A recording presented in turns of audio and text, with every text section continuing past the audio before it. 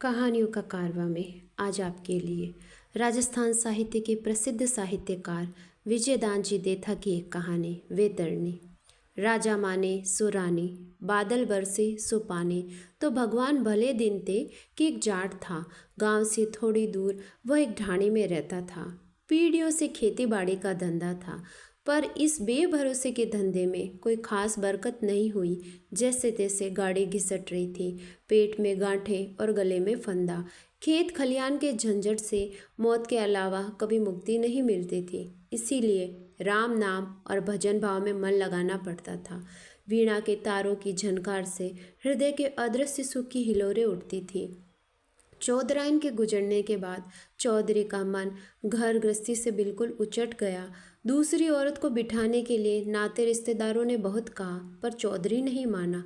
हर बार यही जवाब देता कि एक बार पछताया वही बहुत है, पहले तो अनजाने में खाई में गिराया, अब जान बूझते नहीं गिरूंगा। अपने सुख के लिए 4 नन्हे बच्चों को सौतेली माँ के हवाले कैसे करें। सुख का तो फकत नाम ही सुना है, दुख और अभाव मिलकर भुगते। अब तो यही सबसे बड़ा सुख है। वीणा को जीवन साथी बनाया है, सो मरते दम तक साथ निभाएगा। नाते रिश्तेदार मस्करी करते कि अभी तो सिर में एक भी सफ़ेद बाल नहीं आया। चौधरी हाथ जोड़कर कहता, काले सफ़ेद का फ़र्क तुम्हें दिखाई देता होगा, मुझे नहीं। तब कोई हम उम्र चुटकी लेता, यूँ आंखें मूंद कर अंधेरा करने से कैसे चलेगा, अगर ढलती उम्र में मुंह काला हो गया तो। चौधरी मुस्कुराकर जवाब देता, डरो नहीं, कालिक पोंछने के लिए तुम्हें तकलीफ नहीं दूंगा। वीणा ने इतने बरस मेरी लाज रख ली, आगे भी रखेगी। और सचमुच चौधरी वीणा के सहारे दुर्गम घाटी पार कर गया। वह चाहे जितना संयम रखो, काले बालों को बगत के हाथों रंग बदलना ही पड़ता है। चारों बाल गोपाल बगत और हवा के थपेड़े खा खाकर बड़े हो गए।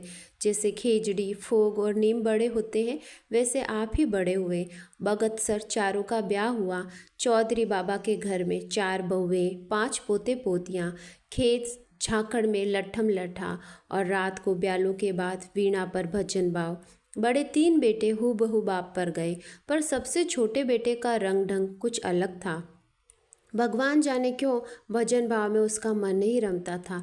दिन के उजाले में काम और रात के अंधेरे में नींद, और नींद में हमेशा एक सरीखे सपने। बाड़े में सफ़ेद गाय, सफ़ेद बच्चियाँ, चारों थनों से झरता सफ़ेद धारे, हंडिया में सफ़ेद दही, झड़ झड़ बिलोना, घी, छाछ, राब और नाद पर रंभाती गाय, कच्ची जवार के चारे की कूतर, सुथरा से जमाए उपले। कभी कभी सपने में नींद उचट जाती, फिर जागती आंखें, कभी धुंधला धुंधला सपना।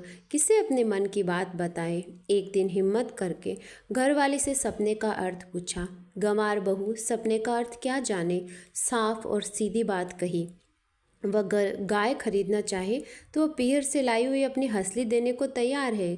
गाय न खरीद कर वह अपने सपने का मतलब जानना चाहे तो पंडित से पूछ ले। खुशी से बोराया पति गाल सहलाते हुए बोला, अब मुझे मतलब पूछकर क्या करना है, तू ही है। तेरे जैसी गढ़वाली बड़े बड़भाग से मिलती है। उसके बाद घर में किसी से कहे सुने बिना ही छोटे बेटे ने आसपास के गांवों और ढाणियों से ढूंढ ढांढ कर हूबहू अपने सपने सरीखी गाय खरीदी। गीतों से बधाकर घर में लिया। हाथ से गुलाबी छापे लगाए गए। नाम रखा गया बुगली। बुगलों को भी मात करे जैसा सफ़ेद रंग, रेशम जैसी कोमल रोमावली, छोटा मुंह, कुंडलियाँ सींग, छोटे कान, छोटी दंतावली, सुहानी गल कंबल, चौड़ी माकड़ी, छोटे तार, पतली लंबी पूंछ, एक सरी के गुलाबी थन। बाड़े में खूंटे पर गाय क्या बंधी, जैसे मनुष्य योनि के सारे सुख और सारी आशाएं रंभाने लगी। घर में नई चाल चोल हुई। कोई गलकंबल सहलाता, कोई थुई और पुट्ठों पर हाथ फेरता, कोई पूंछ के बाल सहलाता। छोटा बेटा अपने प्राणों से बढ़कर बुगली की सार संभाल करता था। खेजड़ी और बबूल की फलियों, बेर और खेजड़ी के पान का ढेर लगा दिया। खेतों में साथ ले जाता, अपने हाथों से टोकरियां गूंथी। खुली आंखों का सपना साथ हो तो कोताही कैसी। एक बामन चौधरी का गुरु था। उसी की संगत में उसे भजन भाव और राम नाम की सनक सवार हुई थी।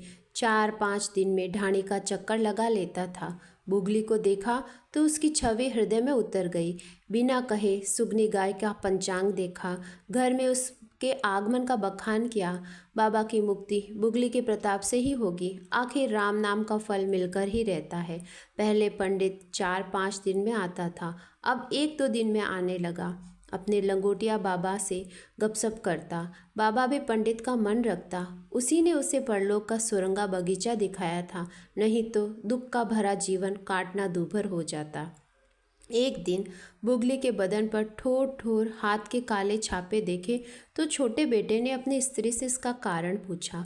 उसने पति से कुछ नहीं छुपाया, साफ साफ बताया।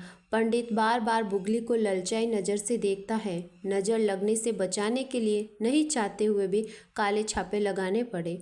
सुनकर एक बार तो उसके हाथों से तोते उड़ गए, पर अगले ही क्षण आपा संभाल लिया। बोला, बुगली को नज़र लगाए तो मुझे जानता नहीं है, बामनिया की आंखें नहीं फोड़ दूं। घरवाली ध्यान से इधर उधर देखकर बोली, धीरे बोलो, बाबा ने सुन लिया तो गुस्सा होंगे। लंगोटे गुरु के लिए कुछ भी कहना उन्हें नहीं सुहाता। पर पति और भड़क गया, गुरु है तो अपनी ठोर, मैं क्या डरता हूँ। घरवाली मुस्कुराती हुई बोली, डरते नहीं सो तो ठीक है, पर बुगली आजकल में ब्याने वाली है, सुहावड़ का इंतजाम करो। गहरा निश्वास छोड़ते हुए पति ने कहा, साहूकार के सिवाय कोई चारा नहीं है। भगत बेभगत साहूकारी काम आते हैं।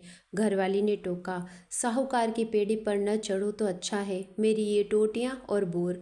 पति ने बीच ही में बोला, ना, तेरे सुहाग की निशानी मरकर भी गिरवी नहीं रखूंगा। पति के हट के आगे पत्नी को झुकना पड़ा, और रास्ता ही क्या था। सो पति को साहूकार की पेड़ी पर जाने देने के लिए राजी हो गई। पर उसके राजी होने से क्या होता है। हकले साहूकार ने साफ मना कर दिया, गाय को देखे बिना उदार सुहावड़ नहीं देगा। छोटे बेटे ने बुगली का खूब बखान किया, पर साहूकार तो अपने कपड़ों पर भी भरोसा नहीं था। पर बुगली को देखते ही वह तुरंत मान गया। जो कहे सो सुहावड़ तैयार है। बाजरा, गुड़, नारियल, मेथी। सेठ की बदनीयती को ताड़ कर बहू ने आग आग लग गई। जोर से बोली, बुगली को देखकर तुम्हारी ना क्यों होगी, मेरी ना है। साहूकार की बही में फंसने से तो जिंदा जलना अच्छा। तकलीफ के लिए माफ़ी चाहती हूँ, हमें सुहावड़ नहीं चाहिए।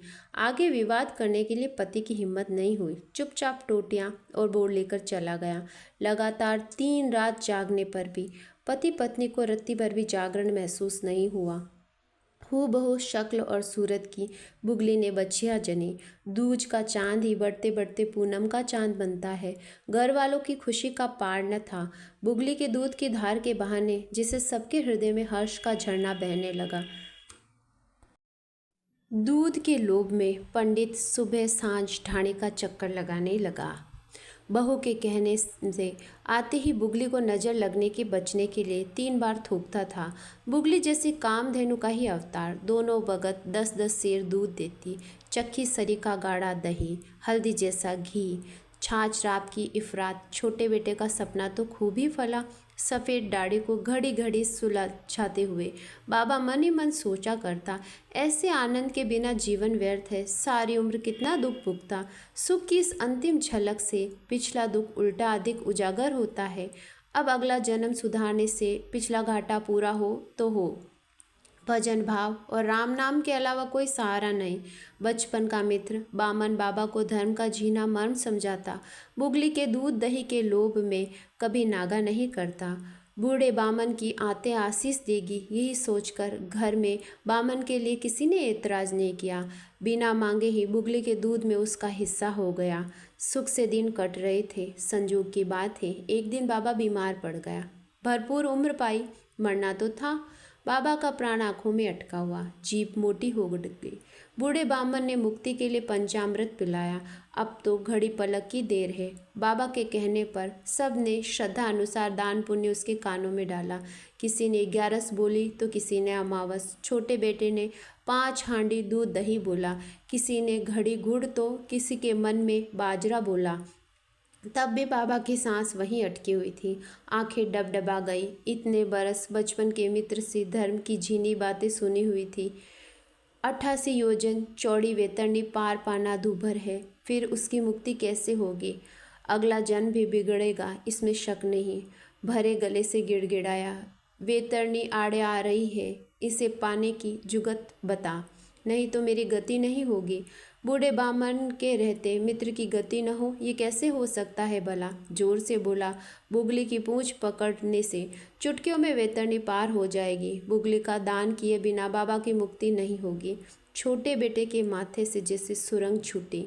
घबरा कर बोला, मैं लंबी पूंछ की कोई बूढ़ी ठाड़ी गाय दान कर दूंगा। बूढ़ा बामन सर धुनते हुए होले से बोला, वैतरणी की लहरों में ऐसी वैसी गाय नहीं टिक सकती। बुगली का गौदान करने से ही बाबा की मुक्ति होगी। बाबा की आंखों से झरझर आंसू बहने लगे। छोटे बेटे की ओर हाथ जोड़कर बोला, मैं वैतरणी में डूब रहा हूँ, ठोर ठोर मगरमच्छ काट रहे हैं, अपने बूढ़े बाप पर कुछ तो दया कर। ऐसी ही याचना के उपरांत सोचना कैसा। बुगली के दान का बोल कर कान में पड़ते ही बाबा की मुक्ति हो गई। रात पर रात ऐसी आती, दोहरे आघात से घर में त्राही त्राही मच गया। बाबा से भी बुगली का दुख अधिक था। सूना बाड़ा, सूनी नान, सुनी गोवड़ियाँ, सुनी हांडियाँ और सुना बिलौना। खुली आँख हो यूँ सपने के भस्म होने का दुख बहुत भयंकर होता है। न दिन को चैन, न रात को नींद। बच्चे हर घड़ी बुगली के लिए मन ही मन रोते। न पानी का होश था, न रोटी का। सूना खूटा जैसे छोटे बेटे की छाती में रुक गया था। घरवाली सुबकती हुई उसके पास आई और कहने लगी, बनिया की छुरी से तो बुगली बच गई, पर बामन बुगली को डंके की चोट पर डकार गया। डकार गया? डकार गया कैसे? बुगली तो वैतरणी के उस पार गई, नहीं तो बाबा वैतरणी पार कैसे करता। घरवाली ने एक जलता हुआ सा निश्वास छोड़ा। कहा, ये तो बामन की बातों की वैतरणी है, बनिए की बही भी उसका मुकाबला नहीं कर सकती। बुगली तो पंडित जी के बाड़े में बंधी है, मैं रात ही को उसका लाड़ करके आई हूँ। फिर तो छोटे बेटे ने एक पल भी नहीं रुका गया। धोती के पांचे ऊपर खोस कर दौड़ा सो बामन के घर जाकर ही दम लिया। पत्नी ने सच कहा था। बुगली बुगली कहते वह जोर से रंभाई, रस्सी तुड़ाकर स्वामी की ओर दौड़ी।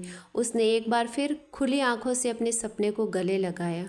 घबराए हुए पंडित ने रास्ता रोका तो उसे धक्का देकर गिरा दिया। बच्चिया और बुगली को हाँकते हुए बोला, वैतरणी के पार गया बाबा वापस तो आने से रहा, अब हमें दुनिया की वैतरणी पार करनी है। बुगली के दूध के बिना वह पार नहीं होगी। खबरदार मेरे घर की ओर मुँह भी किया तो सीधा हरिद्वार पहुँचा दूंगा। अभी आप सुन रहे थे विजयदान जी देथा की कहानी वैतरणी। अगर मेरे द्वारा किया गया कथा वाचन आपको पसंद आता है तो कृपया मेरे चैनल को सब्सक्राइब करें, लाइक करें, शेयर करें और कमेंट करें। धन्यवाद।